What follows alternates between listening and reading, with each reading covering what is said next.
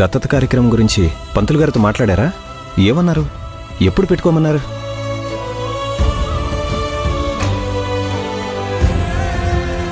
ఏంట్రా సైలెంట్గా ఉన్నారేంటి? ఆ కార్యక్రమానికి మేమేం చేయాలో చెప్పండి. తండ్రిగా అంతకంటే నేను చేయగలిగేదేముంది? తండ్రిగా ఉండి కూడా నా కూతుర్ని మీ కూతురుగా చేస్తున్నాను. నా కూతురికి నేను చివరిసారిగా చేసేది ఏదైనా ఉంటే అది ఇదే కదరా.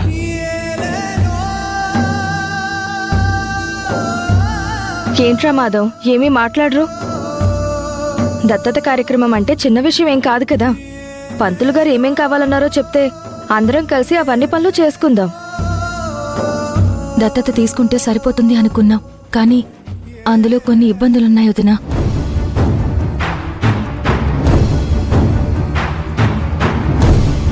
ఇబ్బందులేంటి భూమి? ఏం లేదు వదినా, పంతులు గారికి దత్తత కార్యక్రమం ఉందని చెప్తే ఆయన ఏమన్నారంటే,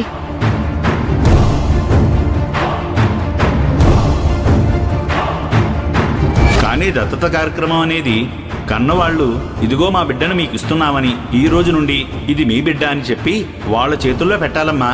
అది శాస్త్రం.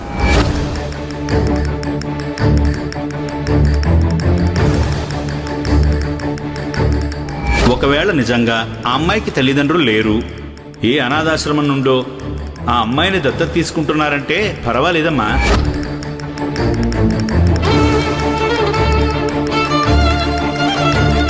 తల్లిదండ్రులు బ్రతికండు కూడా వాళ్ళ చేతులతో బిడ్డని ఇవ్వకుండా తీసుకోవడం అనేది శాస్త్ర ప్రకారం మంచిది కాదు.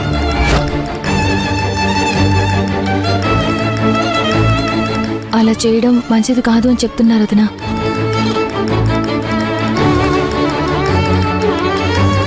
ఏంటి భూమి నువ్వు ఇప్పుడు అవన్నీ అవసరమా? ఇప్పుడు ఆయన చెప్పినట్లుగా అన్నయ్యని సుహాసిని తీసుకొచ్చి పీటల మీద కూర్చోబెట్టమంటే కుదురుతుందా? మనం ఇంకేదైనా ఆలోచించాలి. అదేంట్రా అలా అంటావు?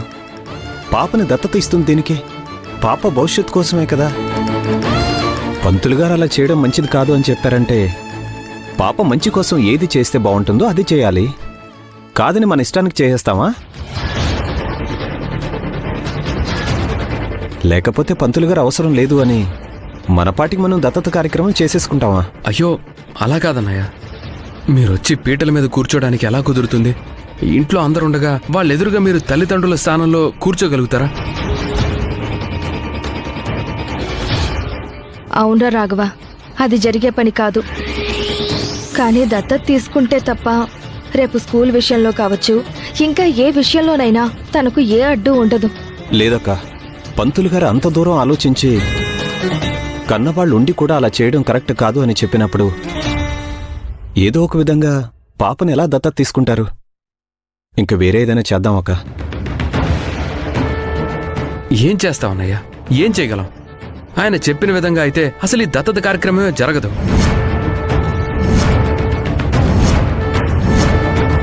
ఏదో ఊరికేలా 10 నిమిషాలు పీటల మీద కూర్చొని వెళ్ళిపోయే పని కాదిది.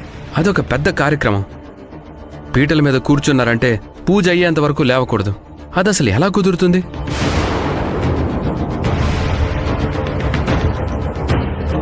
పెళ్ళంటే మన ఇష్టం కాబట్టి గుళ్ళోకి వెళ్ళాం, తాళి కట్టించేశాం, ఎవరికీ తెలియకుండా ఇంటికి తీసుకొచ్చేశాం. కానీ ఇది అలా కాదు కదా. ఈ దత్తత కార్యక్రమం గురించి ఇంట్లో అందరికీ తెలుసు.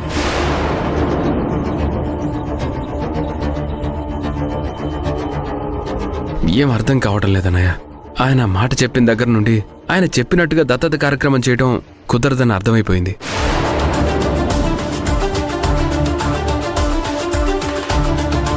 అలా కాకుండా పాపని వేరే విధంగా దత్తత తీసుకునే అవకాశం ఉంది.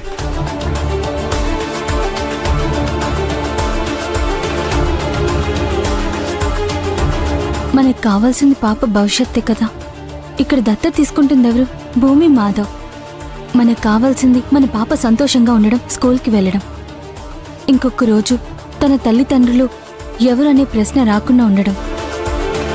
కాబట్టి పంతులు గారు చెప్పినట్టు కాకుండా ఇంకేదైనా దారుందేమో చూద్దాం.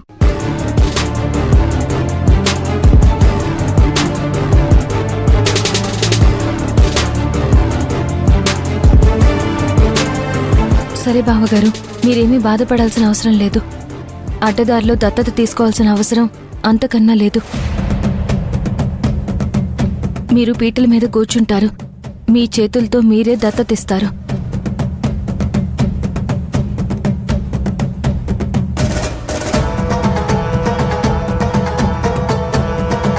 భూమి, ఏం మాట్లాడుతున్నావు?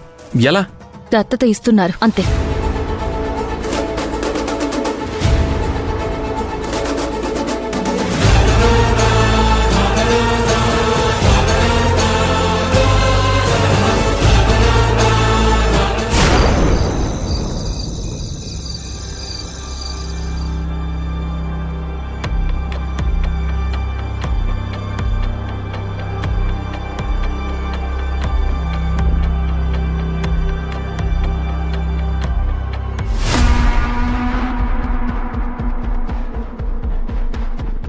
అమ్మా,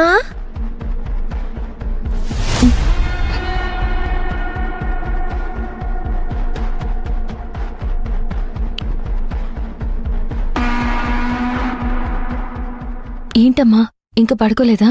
నిద్ర రావట్లేదమ్మా. ఏ, ఎందుకని? అమ్మా, నన్ను స్కూల్కి పంపిస్తారా?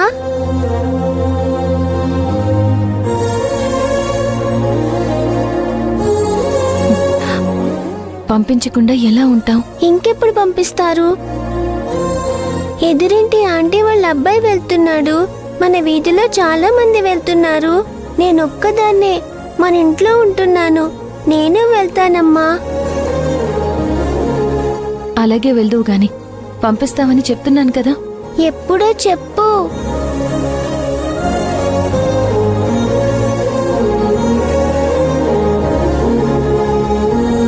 రేపు పంపిస్తానులే. మంచి స్కూల్ చూసి జాయిన్ చేయించాలి కదా, అందుకే స్కూల్ వెతకడం కాస్త ఆలస్యమైంది. రేపటి నుంచి వెళ్దువు గాని. అవునా? అయితే రేపటి నుండి నేను స్కూల్కి వెళ్తానన్నమాట. అవును. నిజంగా పంపిస్తారు కదా? మరి నన్ను స్కూల్ దగ్గర ఎవరు డ్రాప్ చేస్తారు? ఎవరు డ్రాప్ చేయాలి? నాన్న, నువ్వు.